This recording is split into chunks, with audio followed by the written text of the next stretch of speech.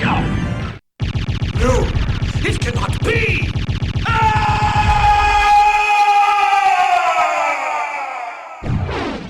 Let's take a journey back to 1997, to a game which in turn then took us back to 1792. Castlevania Symphony of the Night was a groundbreaking game that has stood the test of time. Playing it today is just as great as it was when it first came out. It took the Castlevania formula and added some major additions that created a completely new game model. You play as Alucard, the son of Count Dracula, who is out to put an end to the Count's reign.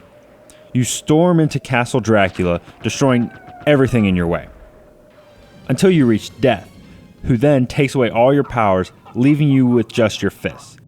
So you need to recover your powers and kill all the monsters before you can fight Dracula. I've come to put an end to this. Still befriending mortals. I'll not ask you to return to our side, but I demand you cease your attack. I will not. The biggest change from previous Castlevania games is the non-linear style of gameplay. While Simon's Quest was non-linear, it wasn't the same as this. This is a game that is much more in the Metroidvania gameplay style. The entire castle is yours to explore, with areas being blocked off until you acquire certain powers. These powers include the ability to turn into a bat and the high jump boots, among many others. This means that you will be backtracking through the castle many times over. But this is not a bad thing because another element was added to the game, and that is the RPG elements. Each enemy you kill will reward you with XP that builds up and have you going up in level. This gets you added health and strength, making those old enemies seem like nothing and having you looking forward to the new, bigger monsters to slay. Now, normally when a game series that is not an RPG adds these things, it either makes one of two things happen.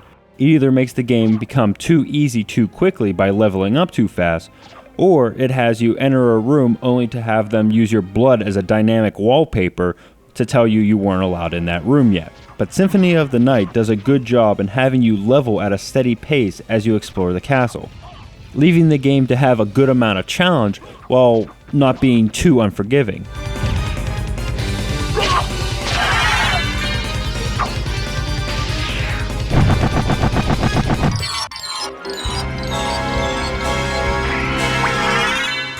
Also, all your equipment slots can be changed.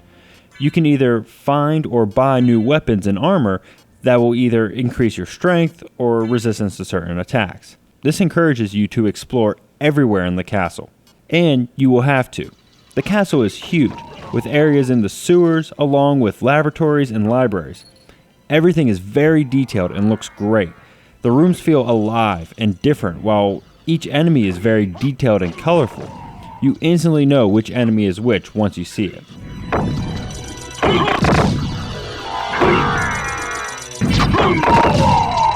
One thing that blows me away is how much of the game is hidden.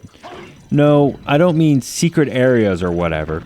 If you find a pair of goggles, you can see that the end boss is being controlled by an orb. If you destroy that orb, it opens up an entire second half to the game, which is Castle Dracula but inverted. Most people I know didn't even know about this because it was so hidden. Crazy to think that so many people didn't even know about another half of the game. Symphony of the Night is one of my favorite games on the PlayStation. I love that they kept the series in 2D the way it belongs. This allowed them to take the already amazing formula of Castlevania games and make it even that much better. Doing this made a game that is not just one of the best in the series, but one of the best games of all time.